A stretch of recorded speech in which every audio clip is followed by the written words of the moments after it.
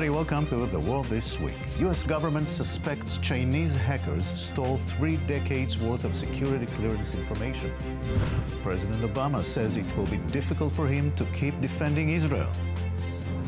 They keep pouring in. Almost 20 Republicans are running for president. And the magazine cover that had everybody talking this week. These are some of the issues we'll touch upon this Sunday. And I'm joined by Barbara Palrom, Defense News Bureau Chief in Israel, and Tal Shalev, I-24 News correspondent. Hi. Hello, ladies. Hello. Let's start with this. President Obama on Israel. If, in fact, there's no prospect of an actual peace process, if nobody believes there's a peace process, then it becomes more difficult to argue with those who are concerned about settlement construction, those who are concerned about the current situation. It's more difficult for me to say to them, be patient, wait, because we have a process here. Because all they need to do is to point to the statements that have been made saying there is no process. I don't see a likelihood of a framework agreement. I don't see the likelihood of us being able to emerge from Camp David or some other process and hold up hands and say, You're not that naive. No. Israel as a whole loses credibility.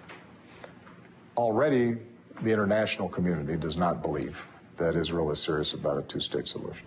Tal, this is an interview on Israel's Channel 2. Obama speaks to the Israeli public and says what?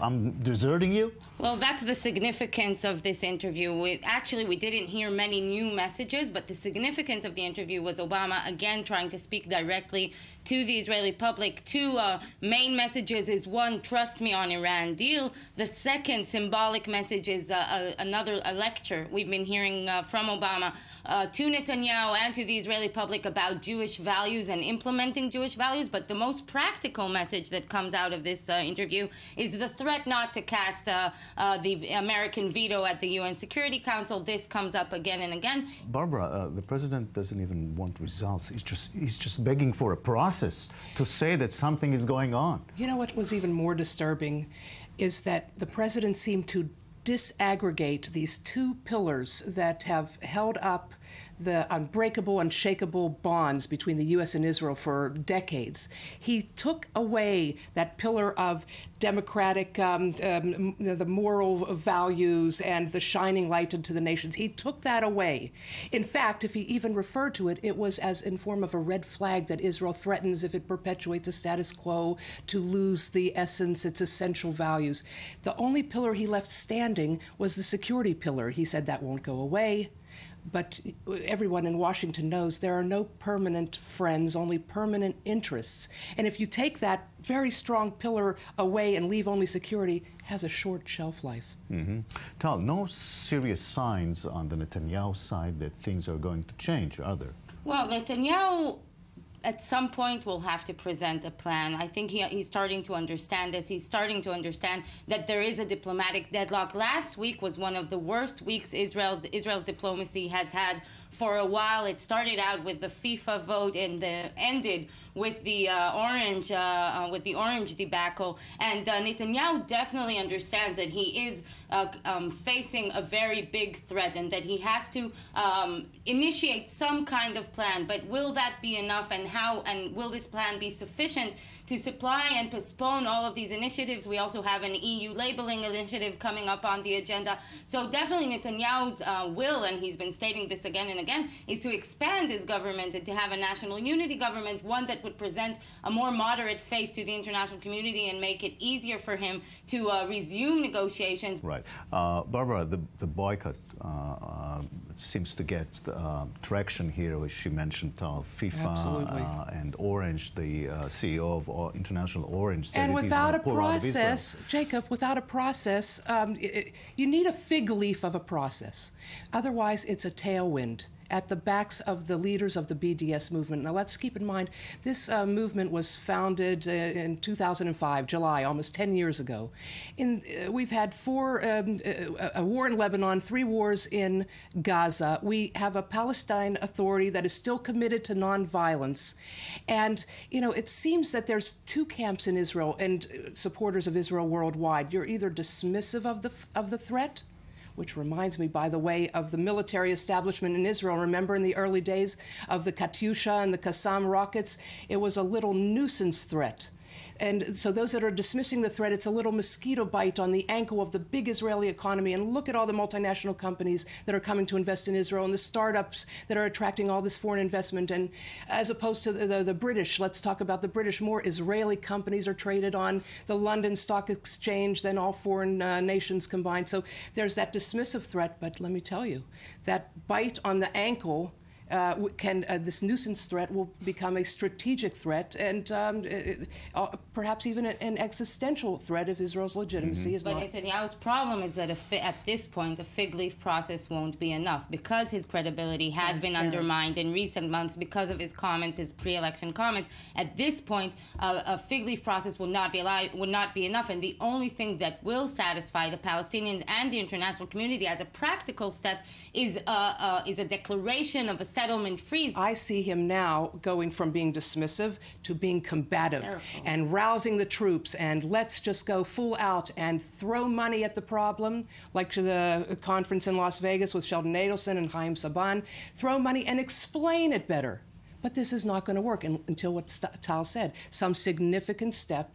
The fig leaf is going to be transparent. Meanwhile, you have a lot of Republican candidates in the campaign in the United States attacking Obama on the issue of Israel. And they're coming to Jerusalem to kiss the ring, aren't they?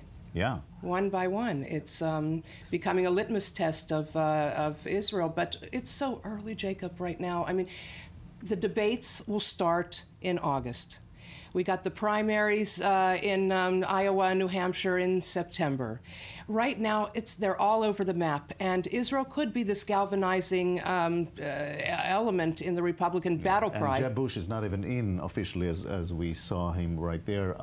Do you see a situation where Netanyahu will get involved in the campaign in the United States as it moves on? Well, I hope not. I hope that Netanyahu learned the lesson from the 2012 presidential campaign, not to put a bet on anyone. But it is clear that Sheldon Adelson, who is now emerging as Israel's savior from the BDS threat, he definitely will have influence and will have impact on what is going on in this race. And the question is, how much will this inflict back on Netanyahu? How much of Netanyahu's associates, such as the ambassador to the U.S., Ron Dermer, how much will they be involved? These are questions that one will hope that Jerusalem learned the lesson from the previous race. Yeah, it's going to be interesting. Tal and Barbara, thank you very much. Thank you.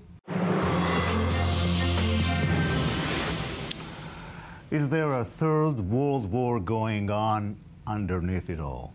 With us is Kobi Samboursky, co-founder of Glilot Capital Fund. Hello, thank you for coming. Hi. You are experts on cybersecurity. Yes, we focus on investment in young cyber companies here in Israel. And you yourself is an expert on this. The federal government of the United States of America was hacked big time in the past couple of days, and they blame the Chinese. Are they right? Well, it's hard to put a finger on it and to actually say that they are right. They are probably right. One of the things that makes cyber unique is that it's very difficult to attribute the attack specifically to someone, but it's likely that it is the Chinese. What are they looking for? Well, the Chinese, it's a long story. It's not the first attack, and for sure it's not going to be the last one. For years and years now, behind the surface, there have been attacks going on between the Chinese, the Americans, and also other nations like, North Korea that was blamed lately for the big attack on Sony. And, it's likely that Israel is involved as well. So what is everyone looking for? Everyone is looking for bits of information that could help them get strongholds with the opponents for future, for any future day. So specifically this attack, they were able to take around 4 million data points for employees of the U.S. governments, and allegedly they could use it in the future to create other attacks or to steal information and so forth. So one of the things that makes cyber unique is that in many cases, many of the attacks are actually just steps to get more and more information, for the future, not necessarily to be used right now. Right, but you'd think the federal government of the United States is secure. Yeah. Unfortunately, today, no one is secure, all right? Even if you're the U.S. government, even if you're a multi-million-dollar, company and you're investing, tens or hundreds of millions of dollars every year to protect your network, you're still vulnerable. And I think this is one of the things that make this space so unique, is that the gap between attackers and defenders is so wide that even if you're the U.S. government, you're still very, very much vulnerable for attacks. And you're telling me that all the time this is going on between everybody who's spying on everybody. Yeah, almost everybody, but yeah, definitely. This is a huge phenomenon of the last years, is that cyber attacks or being active on the cyber domain is something that almost everyone is doing. It's very cheap. You need to have some sophistication, but you can get it from the internet. It's fairly easy. No today. missiles, no tanks, no airplanes. No missile, no tanks, no risking of human lives, and also very low profile. So you can do a lot of things behind, below the radar, and no one really knows about it. And yes, sometimes everybody's just getting ready, but the war is not there yet. What happens when it starts? I think it's only a matter of time. I think we're going to see at some point like a full-blown, cyber war. Probably aligned at the same time as well with standard war. But there's a lot of activity going on in getting information, stealing information, creating those strongholds that then one could use in case of need. Kobi Samboursky, I thank you very much. Thank you very much. And now the story that was literally the talk of the world this week. Caitlyn Jenner, formerly Bruce, shed some light on something most of us know little about. We want to discuss this with Samantha Bader, who joins us from Philadelphia, where there was a conference this weekend on transgender issues. Thank you for joining us. Thank you so much for having me. I'm excited to definitely be able to bring some information to you. From your standpoint, what was the impact of the Caitlyn Jenner story?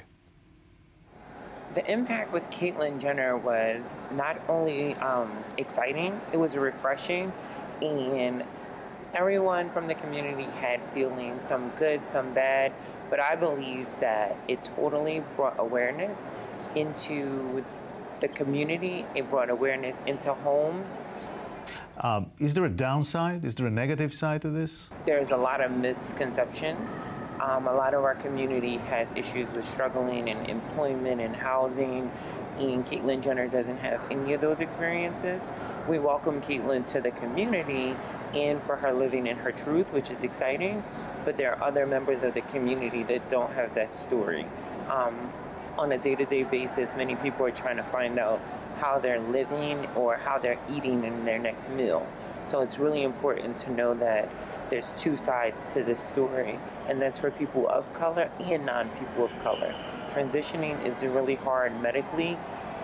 It's also hard financially. So we encourage people to be aware of that. Yeah, little is known. For example, there is an attempted suicide rate of 41% among transgender people. How do you explain that?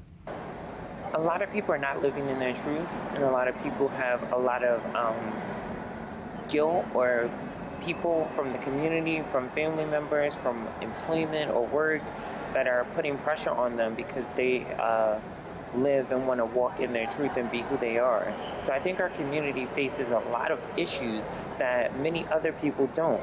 Like, we are victimized, we are attacked, we are told that we're made to be wrong, and that is the case. That's not the case at all.